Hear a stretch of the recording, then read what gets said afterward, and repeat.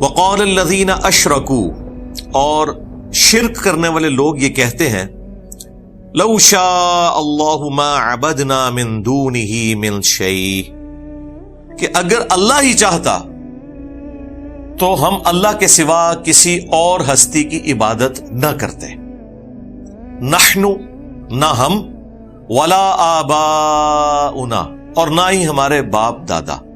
اب دیکھیں، دل بےمان تے حجتاں ٹھیر، یعنی انسان اگر بےمانی کے اوپر اترا ہو تو کس طریقے سے پوری ڈاکٹرن کو الٹنے کی کوشش کرتا ہے۔ اب اگر کسی کلمہ گو توحید کے ماننے والے کے سامنے یہ سٹیٹمنٹ دی جائے تو وہ اس کا انکار بھی نہیں کر سکتا۔ کون کہے گا؟ ہم بھی یہی کہیں گے کہ جی واقعی اگر اللہ تعالیٰ چاہتا تو انہیں ہدایت مل جاتی، نہ یہ شرک کرتے نہ ان کے آباء و اجداد کرتے۔ جملہ وہ صحیح بول رہے ہیں لیکن بدنیتی کے ساتھ۔ بدنیتی یہ ہے کہ وہ اپنے شرک کو چھپانے کے لیے کہہ رہے ہیں کہ اگر اللہ تبارک و تعالی کی قدرت ہے وہ ہمیں روک سکتا ہے تو روک کے بتائے۔ یہ جو کچھ ہم کر رہے ہیں یا تو اس کی مرضی سے کر رہے ہیں یا پھر وہ اتنا کمزور ہے کہ ہمیں شرک کے اوپر روک نہیں سکتا۔ حالانکہ یہ اللہ کے ڈیوائن پلان کا حصہ ہے کہ اس نے دنیا میں کھلی چھٹی دی ہوئی ہے، تمہیں بھی اور تمہارے آباء و اجداد کو آخرت میں پکڑے گا۔ اس چیز کو خدا کی کمزوری کیسے بنا رہے ہو؟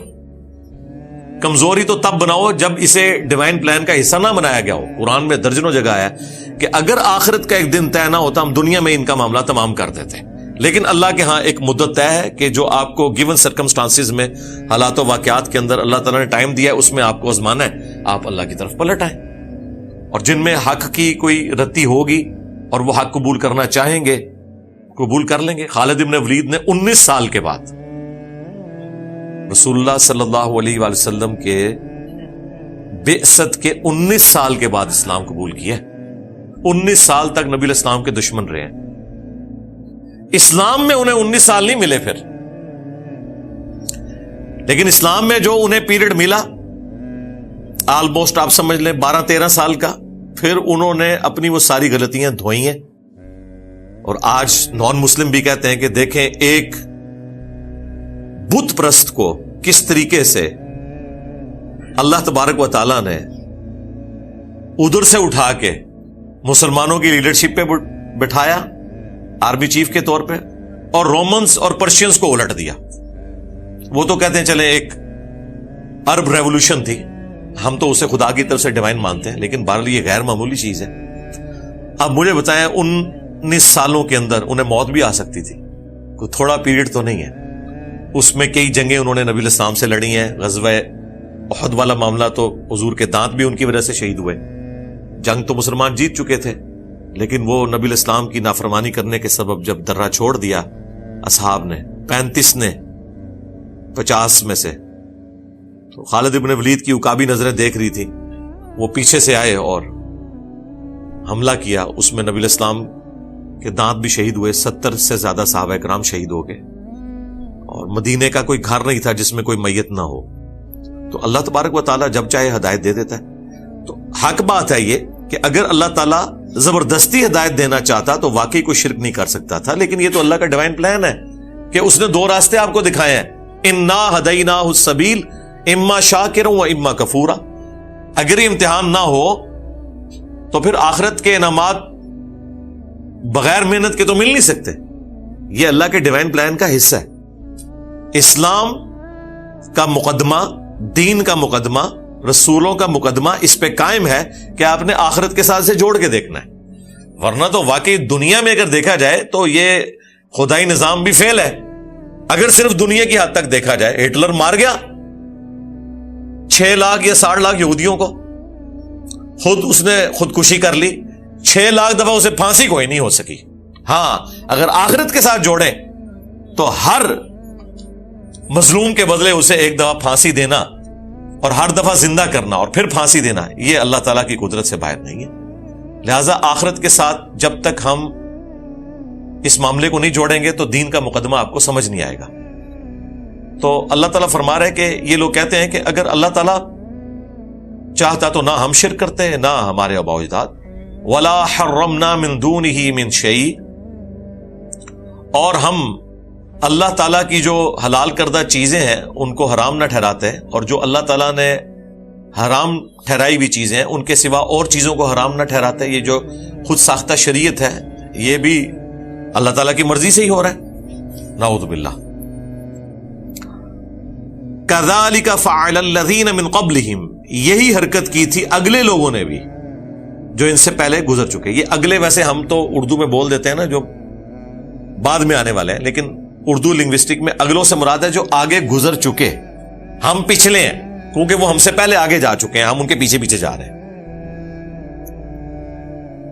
فَهَلْ عَلَى الرُّسُلِ إِلَّا الْبَلَاغُ الْمُبِينُ، تو رسولوں پر تو سوائے حق کو واضح پہنچا دینے کے اور کوئی چیز رسولوں کے ذمہ نہیں ہے. پیغمبروں کا کام تھا، انہوں نے اپنا کام پورا کر دیا. یعنی پیغمبروں نے صرف حق پہنچانا تھا، گھول کے کسی کو پلانا نہیں تھا، نہ زبردستی کسی کو ہدایت کے راستے کے اوپر لے کر آنا تھا. یہ اس چیز کا مطلب ہے. اللہ چاہتا تو یہ بھی کر سکتا تھا، لیکن پھر وہ امتحان ختم، پھر جنت اور جہنم کا کانسیپٹ ختم. لہذا دین کا مقدمہ قرآن جو ٹوٹیلٹی میں پیش کر رہا ہے اس کو سمجھنے کی ضرورت ہے. اللہ نے کبھی بھی زبردستی ہدایت نہیں دینی، بلکہ اللہ تعالیٰ نے انسان کی چوائس کے اوپر چھوڑ دیا. یہ اکثر ایک جملہ بولا جاتا ہے نا، جو کچھ ہو رہا ہے وہ اللہ کی مرضی سے ہو رہا ہے. یہ جملہ غلط ہے. جو کچھ ہو رہا ہے وہ اللہ کی اجازت سے ہو رہا ہے، مرضی سے کچھ بھی نہیں ہو رہا، سوائے ان کاموں کے کہ جو اللہ چاہتا ہے کہ انسان کرے. ہم نماز پڑھ رہے ہیں، ہاں اللہ کی مرضی سے. جو نماز چھوڑ رہے ہیں وہ اللہ کی مرضی سے نہیں چھوڑ رہے، اللہ کی اجازت سے چھوڑ رہے ہیں. اجازت کیا کہ دو راستے، خواہ یہ راستہ اختیار کرو خواہ یہ کرو. انا ہدیناہ السبیل اما شاکرا و اما کفورا. ہدایت کا راستہ بھی واضح کر دیا ہے، گمراہی کا بھی. چاہو تو شکر گزاری کی روش اختیار کرو، خواہ ناشکری کی. لیکن آخرت میں پکڑ لے گا. تو اللہ تبارک و تعالیٰ کی مرضی سے ہر کام نہیں ہو رہا، اس کی اجازت سے ہو رہا ہے. مرضی اس کی وہی ہے جو اس نے پیغمبروں کے ذریعے بتائی ہے. ہاں اب چونکہ اس نے اجازت دے دی ہے کہ میرے مرضی کے خلاف بھی جا سکتے ہو، ورنہ تو یقین کریں اذان ہو اور کوئی مسجد کی طرف نہ جائے تو اس کے پاؤں زمین میں دھنس نہ جائے. ایسے نہیں ہوگا.